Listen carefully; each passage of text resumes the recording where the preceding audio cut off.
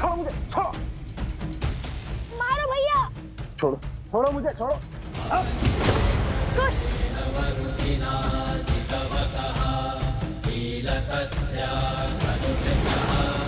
मकरासुर को मारना असंभव है। काय का मकरासुर देख रहे हैं भैया, जैसे हमारी माता के पीछे डुबक बैठा है ये केवल मूर्खासुर नहीं, कायरासुर भी है, कायरासुर। उचित कहा कुछ। अरे इससे साहसी तो वो बैल था, इतनी श्रद्धा से लड़ा वो हमसे। अरे उसको पकड़ना तो कितना कठिन हो चुका था। भैया आप उस बैल को छोड़िए, मुझे तो उससे ज्यादा वीर वो गधे लगते हैं जिन्हें हमें वन में तोड़े थे। मूर्ख बालकों, मुझ जैसे शूरवीर को एक निर्जीव मटके से तोड़ रहे हो। नहीं छोड़ूंगा, नहीं छोड़ूंगा तुम्हें। सुना है कि जल में इसकी शक्ति चरम पर होती है। जल में ऐसी वीरता है तो जल के बाहर कैसी वीरता होगी। अहंकारी अबोध बालकों, अब एक शब्द और कहा तो प्राण ले लूंगा तुम्हारे। अरे मकरासुर की वीरता तुम क्या जानो। क्रोध संसार से पहले खुद को ले लेता है मकरासुर। बाण चलाइए भैया। अरे किंतु इस दिव्यास्त्र का दिव्य मंत्र तो हमें उन्होंने बताया ही नहीं। हे नारायण, मैंने उन बालकों को दिव्यास्त्र तो दिया, किंतु उसका महामंत्र तो दिया ही नहीं। ये कैसा अनर्थ हो गया मुझसे। यदि वो बालक नहीं लौटे तो मैं स्वयं को कभी क्षमा नहीं कर पाऊंगा।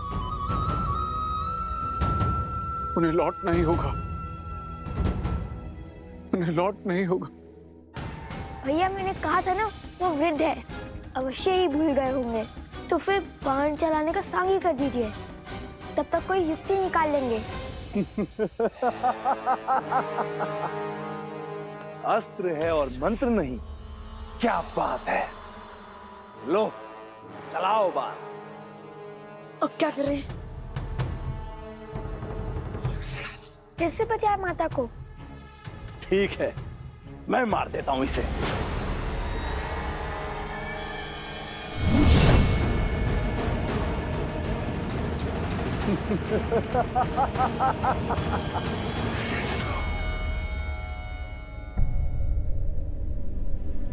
वृक्ष पे बस हरा पत्ता बचा है।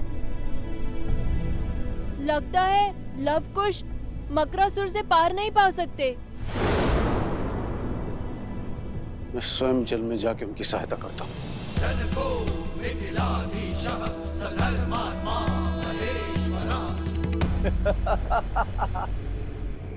शत्रु का संहार केवल अस्त्र से नहीं, उसके साथ बोले जाने वाले दिव्य मंत्र से होता है। क्या तुम्हारे पिता ने तभी नहीं सिखाया तुम्हें?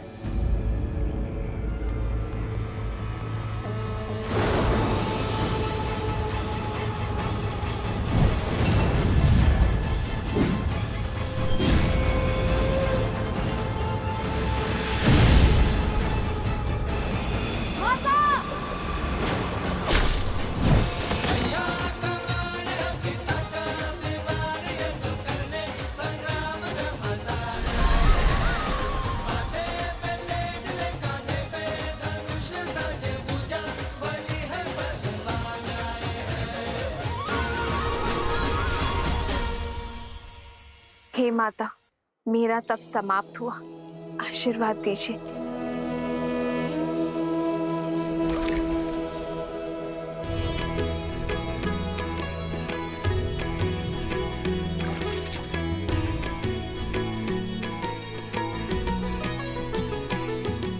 हो लब कुछ बल अतुलित बड़े भाई, धीर लव कुश माता, माता।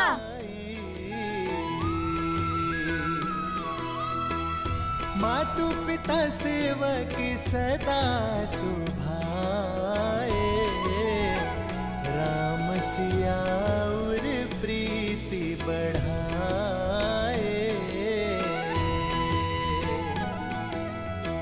पिता बिनु नित राम ही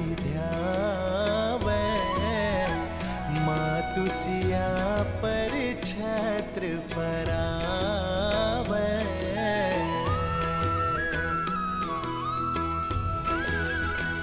वृक्ष फिर से हरा हो गया, अर्थात लव कुश की विजय हुई। वंदे की वंदे की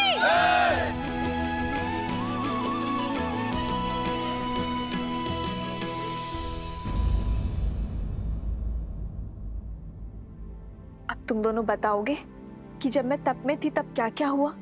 अरे माता वो भैया, कथा सुनाने में मैं दक्ष हूँ। ये सर मुझे दीजिए भैया। ठीक है, सुनाओ सुनाओ। वैसे भी मैं तो थकान से चूर चूर हो चुका हूँ। तो हुआ ये माता, आपके ध्यान में जाते ही आकाशमात भयंकर संकट आ पड़ा। और वैसे भी आपके पुत्र तो भगवान वाल्मीकि के शिष्य हैं, वो थोड़ी ना संकट से घबराते हैं।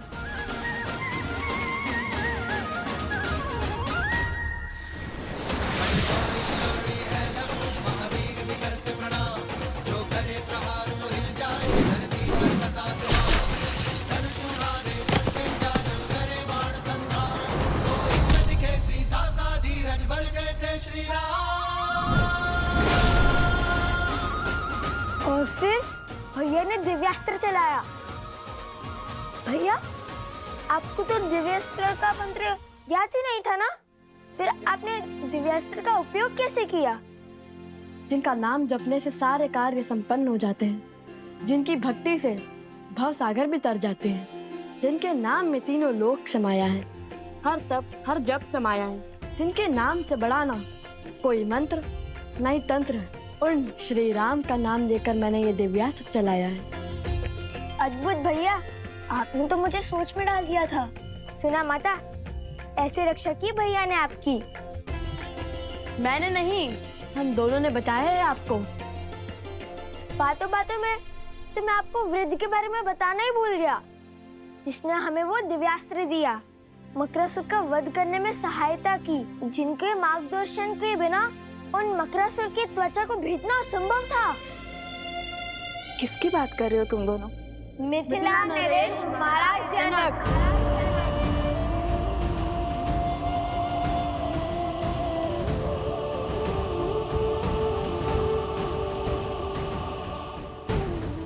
वो तो हमारे साथ भी आना चाहते थे, किंतु मैंने मना कर दिया। बड़े वृद्ध हो चुके हैं ना वो, इसीलिए। किंतु अभी भी नदी तट पर आपकी प्रतीक्षा कर रहे हैं वो। उन्होंने कहा कि जिस स्त्री ने तुम जैसे पुत्रों को जन्म और संस्कार दिए, उनसे मिले बगैर वो कहीं नहीं जाएंगे। शीघ्रता से चलिए माता, वे अभी भी हमारी प्रतीक्षा कर रहे होंगे। महाराज जनक। हाँ माता, किंतु उनका नाम सुनते ही आप इतनी चिंतित क्यों हो गई? माता, संकट टल चुका है, अब सारी चिंता छोड़िए और हमारे साथ चलिए। सब आपकी प्रतीक्षा कर रहे हैं, और वो वृद्ध सज्जन भी।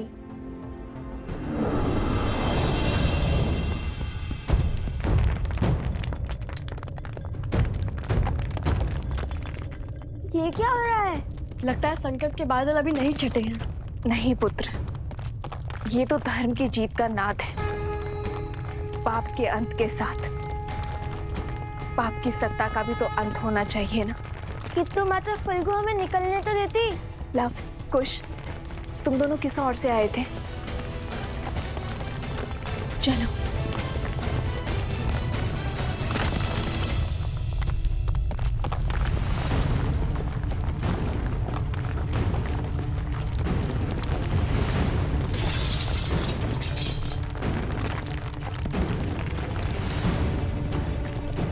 भूमि हिल रही है।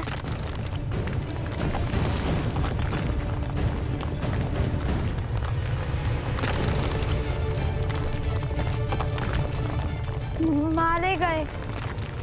नहीं पुत्र, मारा वो जाता है जो अपना साहस खोता है। हम लोग पूरी आशा के साथ आगे बढ़ेंगे।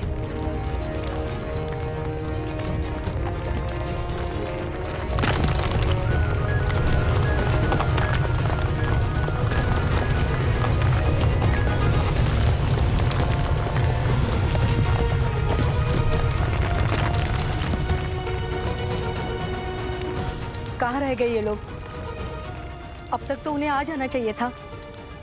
मेरा मन तो बहुत घबरा रहा है। धर्म की रक्षा करने वालों को अधर्म कभी भी हरा नहीं सकता। तो आते ही होंगे। लव कुश, मेरा हाथ थामो। हाथ तो आप मेरा थामिए माता। इस रहम का ज्वार में मेरा हाथ छूट सकता है, किंतु यदि आपने मेरा हाथ थामा तो कभी नहीं छूटेगा।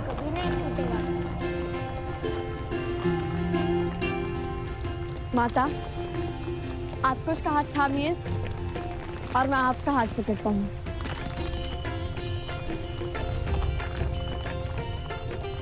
आज न माता पुत्रों का हाथ छोड़ेंगी और न एक पुत्र माता का। वचन है।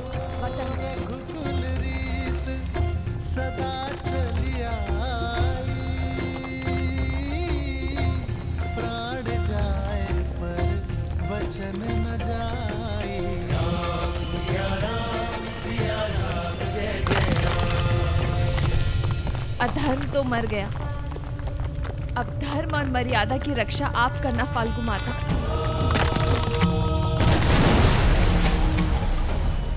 वन देवी, लव, कुश, कहाँ हो सब? लव, कुश, कुश, लव। उस दुष्ट असुर का महल तो ध्वस्त हो रहा है।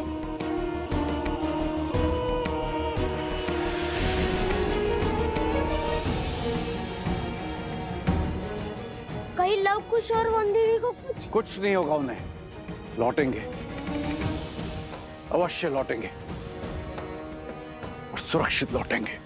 रात्रि होने को है, प्रतीत होता है हमें उन्हें ढूंढने के लिए सहायता की आवश्यकता पड़ेगी। मैं गांव वालों को लेकर आता हूं। मेरी सेना भी आपके साथ चलेगी। सेनापति, कुछ सैनिक लेके जाइए इनके साथ।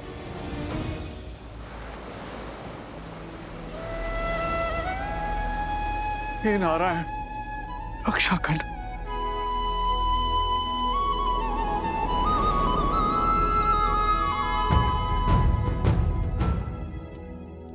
प्रभु। हनुमान, कहो कैसे आना हुआ? प्रभु को कर्तव्य में उलझे देखा तो चला आया ये सेवक सेवा करने। कर्तव्य का भार उतारने की ही तैयारी कर रहा हूं हनुमान। भरत को अयोध्या का राज्य सौंपना है, तो बस अश्वमेध यज्ञ के लिए आमंत्रित अतिथियों की सूची पढ़ रहा था। कर्तव्य और दायित्व केवल बहाने हैं, सत्य तो केवल एक ही है। उस काली रात्रि के पश्चात आप कभी ठीक से सो ही नहीं पाए प्रभु। कदाचित हर रात्रि जाग कर बिताने वाले केवल हम ही नहीं हैं हनुमान।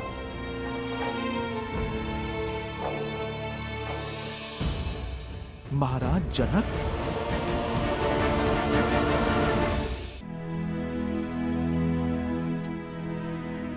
जो क्षमा इतने वर्षों से मैं स्वयं को नहीं दे पाया, आशा करता हूं हनुमान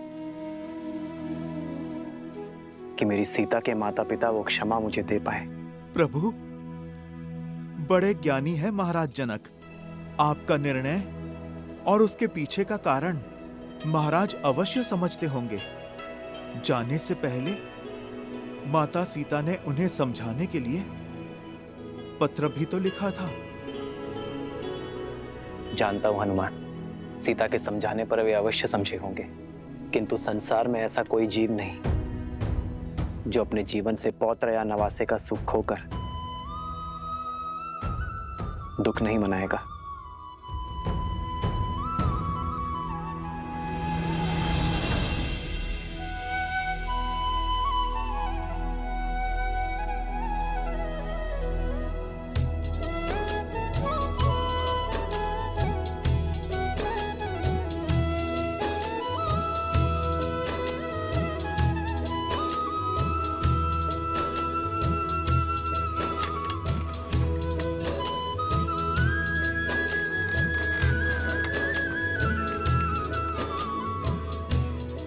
आनंद आ गया। क्या यात्रा थी। लगा मानो देवी फल्गु ने गोद में उठाकर प्रेम भरा झूला झुलाया हो। धर्म के पथ पर कठिनाइयों की धूप के साथ साथ सुकर्मों की शीतल छांव भी आती है पुत्रों। माता शीघ्र चलिए, महाराज जनक आपकी प्रतीक्षा कर रहे हैं। तो क्या हुआ, भक्त को भगवान की प्रतीक्षा करनी ही पड़ती है। वन देवी है, इतनी सरलता से थोड़ी ही ना जाएंगी कि माता। चले माता। नहीं,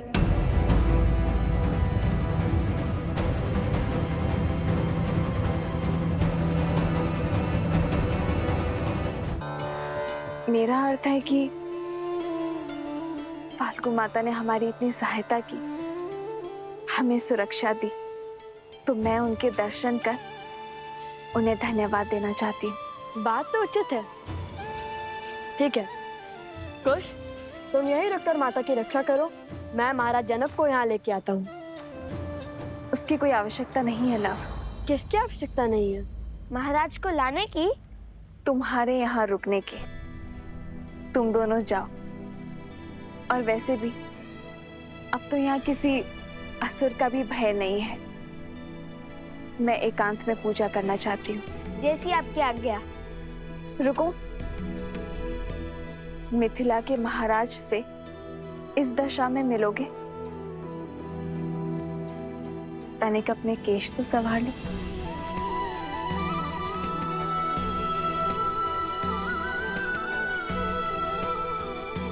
देखो अब कितने सुंदर दिख रहे हो। और हाँ, याद रहे महाराज जनक मेरे पिता के समान है, तो उनके आदर में कोई कमी नहीं रहनी चाहिए। समझे तुम दोनों? समझे लो भैया, पूरे सम्मान से बात करना। ये लव के लिए नहीं, ये उपदेश तुम्हारे लिए था नटखट। समझ गया।